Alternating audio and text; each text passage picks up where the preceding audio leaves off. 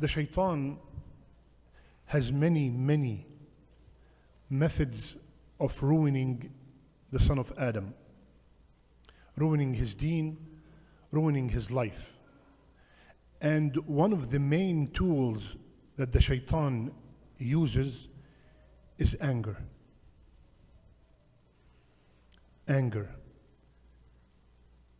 The shaitan plays and controls the angry person just like a young boy playing with a ball.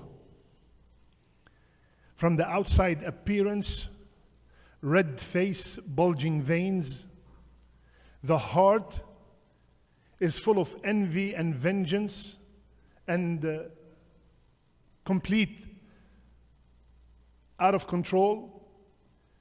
The tongue is full of obscenity, yelling and screaming, and the body parts start hitting, beating, breaking stuff, wounding others, and it might reach murder. And that's what inspired the talk today. The case that took place around exactly 1 week ago, and the burial was this last Monday here at Epic, was of a sister who was shot by her husband at a moment of anger. Husband is in jail, only Allah knows how long. Mother is gone, and 4 children became orphans in a split of a second. Their life is completely unknown till this moment, ranging between 6 years old and 14 years old. It is true when they say anger is 1 letter short of danger. My brothers and sisters, Rasulullah ﷺ was passing once by some of the Sahaba that were wrestling in the masjid. And he made a very important statement.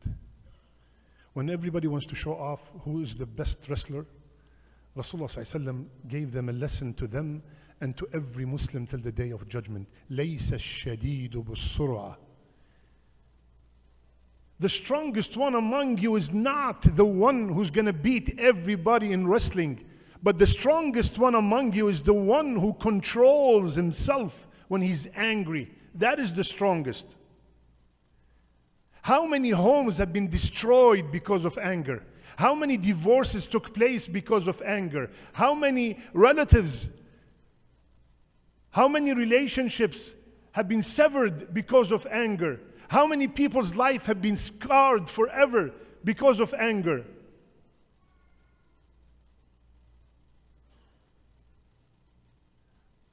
Ali radiallahu anh, he said, Al-ghadab awwaluhu junun wa akhiruhu nadam.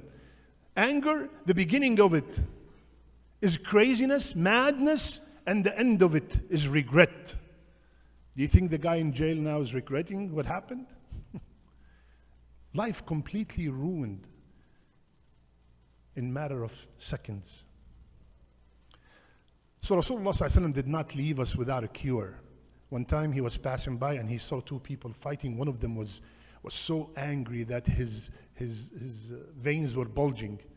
He said, I know of a statement, that man, if he says it, all his anger will disappear.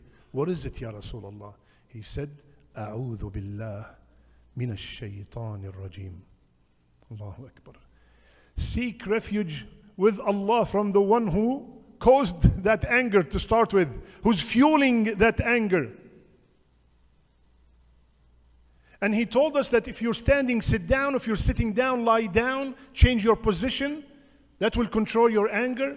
And one of the ways and the tools to control the anger is to remember the reward that he promised, alayhi salatu wassalam, for the person who controls his anger. And he said, لا تغضب. He told the person, لا تغضب ولك الجنة. Do not get angry, and Jannah is yours. Try to be quiet Rasulullah sallallahu alaihi wasallam, he said that إِذَا غَضِبَ أَحَدُكُمْ فَلْيَسْكُتْ. If one of you gets angry, let him be quiet. Unfortunately, especially with the spouses, when they get angry, when they start fighting and arguing, and then they start challenging themselves, right?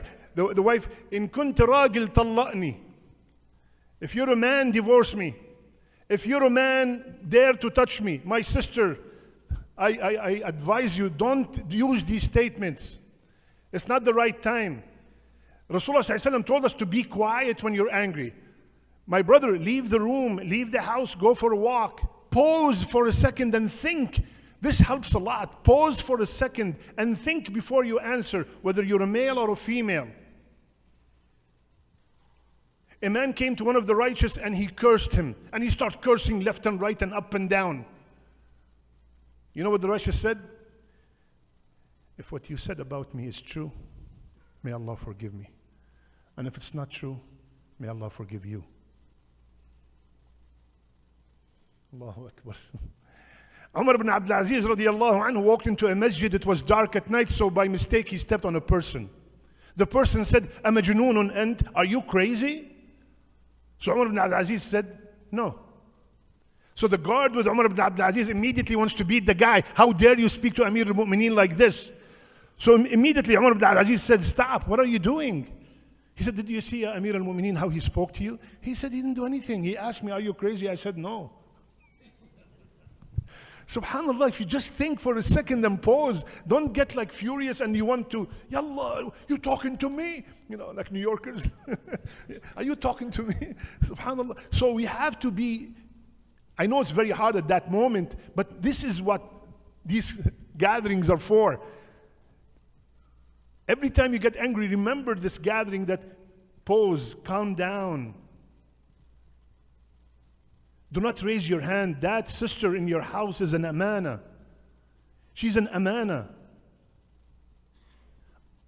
Her parents have entrusted her to you to take care of her and honor her, whether it's verbal abuse or physical abuse. And lately I've been hearing a couple of men came to me and they said, "My wife is beating me."